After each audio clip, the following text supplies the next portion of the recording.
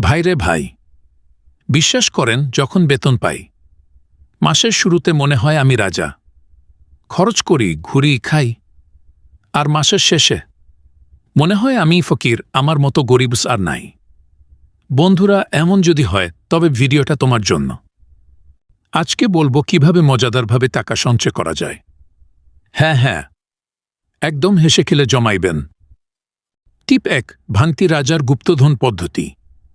প্রতিবার যখন খুচরা টাকা 2, 5, 10, 20 টাকা পাইবেন, সেটা একটা আলাদা বক্সে রাইখা দেন।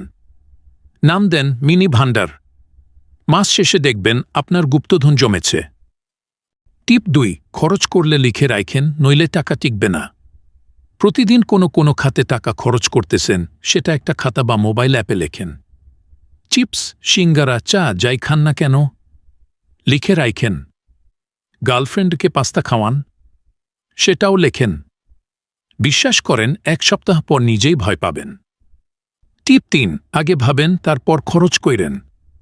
দোকানে গিয়াই কইলেন, ভাইয়া ওই জামাটা দেখান, আর ব্যাস কিনা ফেললেন। তাইলে সঞ্চয় ভুইলা যান। বরং আগে ভাবেন, ভাই জিনিসটা আসলেই দরকার কিনা। দরকার না হইলে কিনার কি দরকার। টিপ 4, মাইক্রো সঞ্চয় গেম। প্রতিদিন ঠিক করেন আজ 20 টাকা জমাবো, জমাইতেই হইবে। সেটা লুকিয়ে রাখেন কোথাও। নিজের সাথে খেলেন, কদিনে কত জমাতে পারেন। মনে করেন ভাই এটা মিনি গেম। টিপ 5, সঞ্চয় মানে শাস্তি না, উৎসব। ভাই শুনেন, সঞ্চয় মানে শুধু কষ্ট না, বরং ভবিষ্যতের আনন্দ। একটা গোল রাখেন, মোবাইল কিনবেন, টিপে যাবেন বা নিজের জন্য কিছু ভালো করবেন। তাহলেই সঞ্চয় হইব আনন্দের গি। মনে রাখেন, আজকের সঞ্চয় ভবিষ্যতের নিরাপত্তা।